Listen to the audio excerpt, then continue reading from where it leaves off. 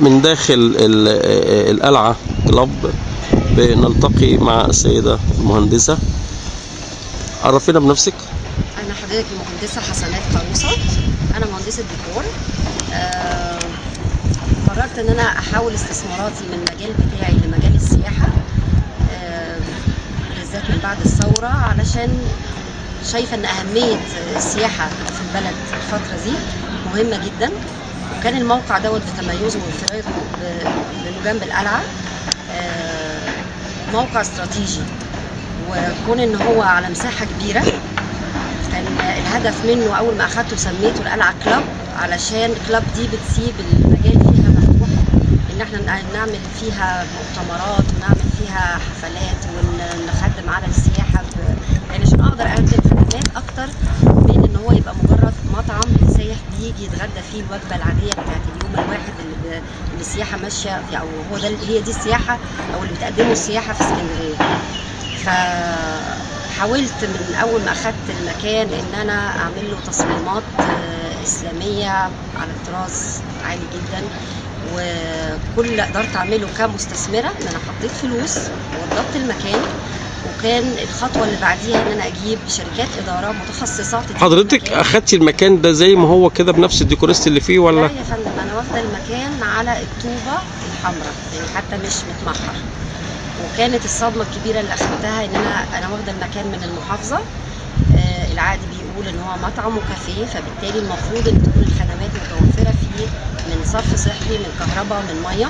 أيوه. من بعد ما أخدت المكان فوجئت إن أنا بقى أطالب بإن أنا أدفع مقايسة كهرباء ومقايسة مية ومقايسة صرف صحي، مع إن الحاجات دي أنا المفروض في غنى عنها. أنا العقد عندي بيقول إن أنا بركب العداد على حسابي الخاص.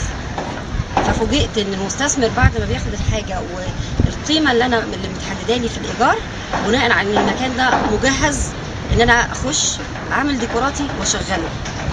لغايه النهارده في عندي مشاكل في الصرف الصحي. بص الاقي محضر معمول لي ان انا ادفع مقايسه صرف صحي. ليه؟ انا مستلمه المكان في شبكه صرف صحي.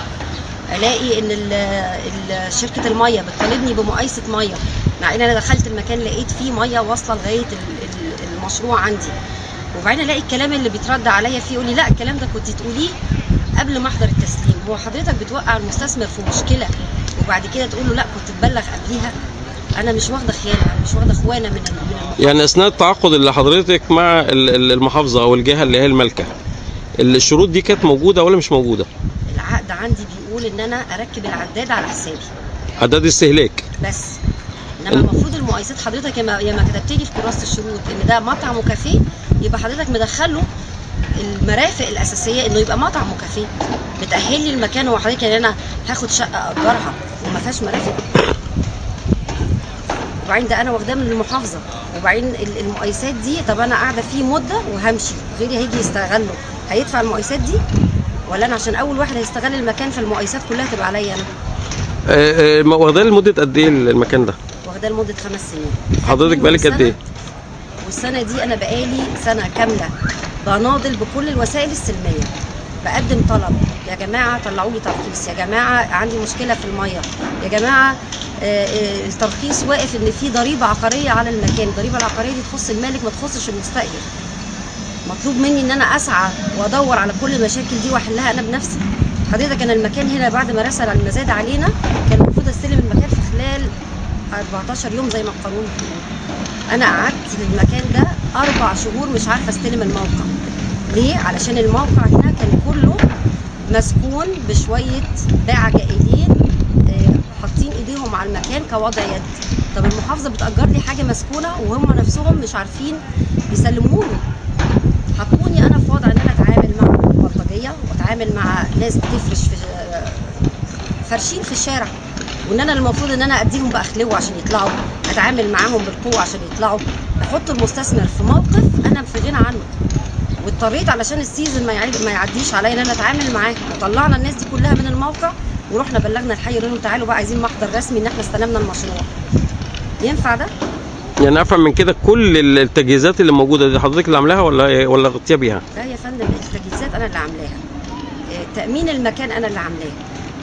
عندي مشاكل في ان المكان علشان مفتوح على القلعه، فمش ملوش حدود، ملوش سور محطوط. لما طالبت ان انا احط عليه حدود، تحط لي سور علشان تسلمني مكان انا في غنى ان انا احتك بناس مخالفين، الدوله نفسها مش عارفه تتعامل معاه.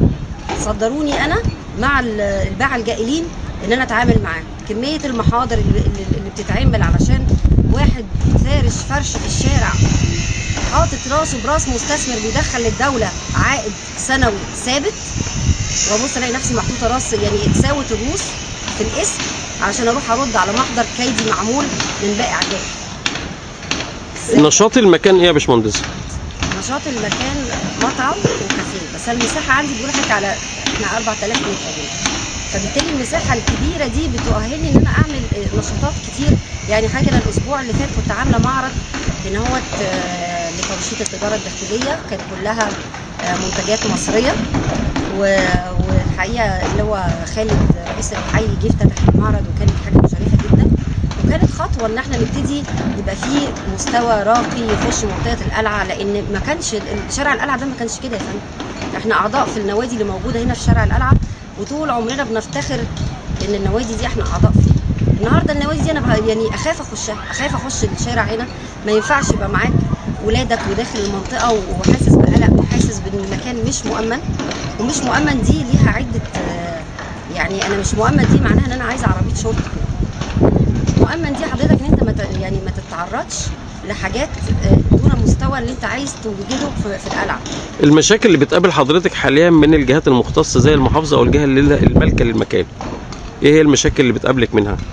المشاكل اللي بتقابلني حضرتك وجود باعة جائلين في الباركينج اللي قدام المكان. انا المكان عندي مالوش مدخل الا من جوه الباركينج اللي قدام المشروع. في اثناء تطوير القلعه في عهد المحافظ هاني مسيري طلع الباعة الجائلين كلهم من منطقه القلعه وجه حطهم جوه الباركينج اللي هو مدخل المشروع عندي، وده مخالف تماما لخصائص الباركينج. ده بيتعمل للسيارات بس، لا يجوز ان حضرتك تعمل فيه سوق تجاري. شرطه المرافق فين هنا من المرافق بتيجي وبتزيل، بس بتزيل ايه يا فندم؟ مهما حصل انا طبعا يعني رئيس الحي متضامن معانا وعايز ينظف المكان، بيتعرض لحاجات مش عارف يفضي الباركينج من الاشغالات اللي فيه. انا لغايه النهارده لما تيجي تقول لي مستوى نظافه الباركينج وعدد الباعة الجائلين اللي فيه، كان الموضوع كان اسوأ من كده 200%. دلوقتي وصلنا ل 100%. هو ال 100% اشغالات دي تعتبر انجاز ولا انا لسه ما وصلتش للمستوى المطلوب؟ فبالتالي يبقى انا لسه في الخطر. حضرتك انا بقول لحضرتك انا كمستثمر انا ما كنتش داخله عشان ادير المكان ده، انا داخله اخد اجرت المكان من المحافظه ووضبته عشان اتعاقد النهارده مع اي شركه اداره تيجي تدير المكان ده. الشركات نفسها بتشوف ان هي معرضه اسمها للخطر ان المكان يفشل، فهيبقى هيتحملوا هم الفشل باسمه. استثمار حضرتك للمكان ده هو كمطعم وكافيه بس، ولا ايه الانشطه الثانيه اللي بتقوم بيها؟ لا يا فندم، الموقع ده استراتيجي جدا، ما كانش المكان ده يتعمل فيه مؤتمرات ويتعمل فيه معارض عالميه، وبعدين احنا اللي نعمل الحدث ونسوقه. احنا مش لازم نستنى ما يبقى فيه حد جاي يعمل في اسكندريه حدث علشان نقول ده تنشيط السياحه. امال احنا دورنا ايه في السياحه؟ طب حضرتك كان دورك ايه في العلاقات العامه في تنشيط السياحه؟ يا فندم والله انا بسعى على قد ما بقدر. انا كان لسه الاسبوع اللي فات كنا مستضيفين سبونسر مع مؤتمر تكنو سامت اللي كان معمول في المكتبه، والدعم اللي احنا داخلين بيه او السبونسرنج اللي داخلين بيه ان احنا استضفنا المؤتمر هنا. كان يتضمن المحافظ